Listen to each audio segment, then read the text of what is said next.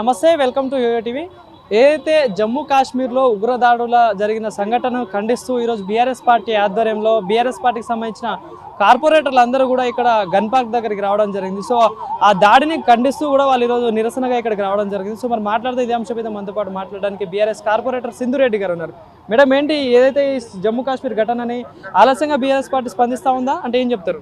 ఆలస్యం ఏం లేదు. మేము ఘటన జరిగిన నెక్స్ట్ డేనే మా కాన్స్టిట్యున్సీస్లో మా డివిజన్స్లో క్యాండిల్ ర్యాలీస్ చేసి ఎక్కడికక్కడ మేము కండోలెన్సెస్ తెలుపుతూనే ఉన్నాము.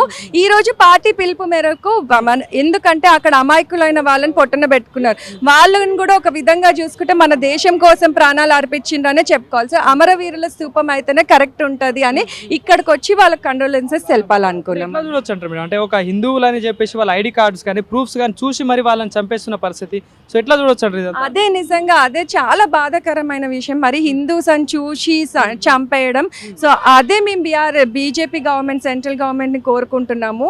ఇంకా మీరు రెస్పాన్సిబుల్ తీసుకొని ఎక్కడ ఏం జరుగుతలేవు, హిందూయిజం అని అదని ఇదని సపరేట్ చేయకుండా ప్రతి ఒక్క కులం మత భేదం లేకుండా గవర్నెన్స్ రన్ చేయాలని మేము కోరుకుంటున్నాం. ఆర్టికల్ 370 రద్దు చేసిన తర్వాత జమ్మూ కాశ్మీర్లో ఒక ప్రశాంత వాతావరణం వస్తూ ఉందంటూ బీజేపీ నాయకులు చెప్తా ఉన్నారు. కానీ దీని తర్వాత లైక్ అక్కడ టూరిస్టులు వెళ్తా ఉన్నారు, మనం కూడా అప్పుడప్పుడు ఎప్పుడైనా వెళ్తా ఉంటారు జనాలు చాలా మంది.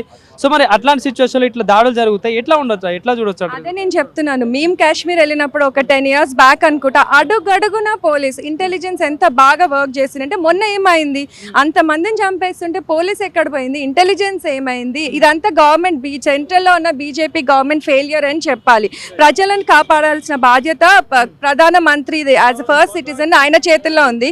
ప్రజలు అమాయకమైన ప్రజలను పొట్టన పెట్టుకునే అధికారం ఎవరికి లేదు. టూరిజం కోసం పోయిన వాళ్ళని అట్లా నిజంగా చంపేయడం బాధాకరం. ఇది నిజంగా ముమ్మాటికి బీజేపీ గవర్నమెంట్ ఫెయిలియర్ అనే చెప్పాలి. సో అయితే నిన్న మీ పార్టీ ఆధ్వర్యంలో జరిగిన బీఆర్ఎస్ పార్టీ అదే విజయోత్సవ సంబరాలకు సంబంధించిన రజోత్సవ సంబరాలకు సంబంధించిన సభ సక్సెస్ కాలేదు, అంతా ఫెయిల్యూర్ అయిందంటూ కూడా కాంగ్రెస్ పార్టీ నాయకులు చెప్తా ఉన్నారు. ఏంటి మేడం నిజంగా ఆ సభను ఉద్దేశించి ఏం చెప్తారు? మీరే చూసి ఉంటారు వీడియోస్ కానివ్వండి, మీరందరూ కూడా అక్కడికి వెళ్ళి ఉంటారు. ఎక్కడికక్కడ ఆ రోజు మొత్తం హైదరాబాద్గా తెలంగాణ మొత్తం కూడా గులాబీమయమైందని చెప్పాలి. అసలు ఎక్స్పెక్ట్ చేసిన దానికంటే కూడా డబుల్ ట్రిపుల్ వచ్చేసింది. మా పార్టీలో అయితే కొత్త జోష్ వచ్చిందని చెప్పాలి సభ తర్వాత. ఎందుకంటే వృద్ధులతో సహా యూత్ వరకు కూడా ఆ రోజు ప్రతి ఒక్కరు కూడా మీటింగ్ అటెండ్ అయినరు. గ్రాండ్ సక్సెస్ అయింది. మేమందరం అయితే కొత్త జోష్తో ముందుకెళ్తున్నాం. మళ్ళీ మా గవర్నమెంట్ వస్తుందన్న హోప్తో. 20 సంవత్సరాలకు సంబంధించిన బీఆర్ఎస్ పార్టీ సభ పెట్టుకున్నారు, కానీ ఎక్కడ కూడా అమరవీరులను స్మరించుకోలేదు, ఎక్కడ కూడా అమరుల గురించి మాట్లాడలేదు. కేవలం కాంగ్రెస్ పార్టీ మీద దుష్ప్రచారం చేయడం కోసమే ఆ సభ పెట్టినట్టు కనిపిస్తా ఉందంటూ కూడా కాంగ్రెస్ పార్టీ మంత్రులు ఎంబటే ప్రెస్ మీట్ పెట్టి ఖండించిన పరిస్థితి. ఏంటి ఏం చెప్తారు? మంత్రులు ఎంబటే ప్రెస్ మీట్ పెట్టి బీఆర్ఎస్ పార్టీ పెట్టిన మీటింగ్ గురించి స్పందించిందంటేనే అర్థమైపోతుంది వాళ్ళకి ఎంత భయం అయింది ఆ మీటింగ్ చూసి అనేదే అర్థమైపోతుంది.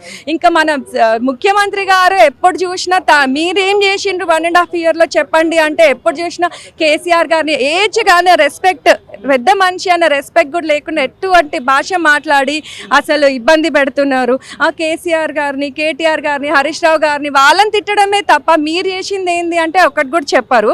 వాళ్ళకి వరంగల్ సభ చూసి భయమైంది. ఒక అపోజిషన్లో ఉన్న పార్టీ ఇంత పెద్ద మీటింగ్ పెట్టిందంటే అని దానికి మీరు పెట్టుకున్నారు తప్ప మేము ఎక్స్పెక్ట్ చేసిందే వాళ్ళు అట్లా దుష్ప్రచారం చేస్తారని.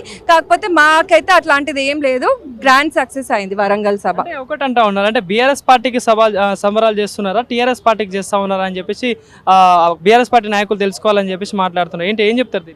టీఆర్ఎస్ అయినా బీఆర్ఎస్ అయినా ఏదైనా తెలంగాణ ప్రజల కోసమే పుట్టిన పార్టీస్ కాబట్టి ఎట్లా అనుకున్నా సరే భారత రాష్ట్ర సమితి అనేది ఏదైనా రెండు తెలంగాణ ప్రజల కోసమే పుట్టిన పార్టీస్. కేసీఆర్ గారు ఎప్పుడు కూడా తెలంగాణ పక్షమే ఉంటారని తెలియజేస్తారు.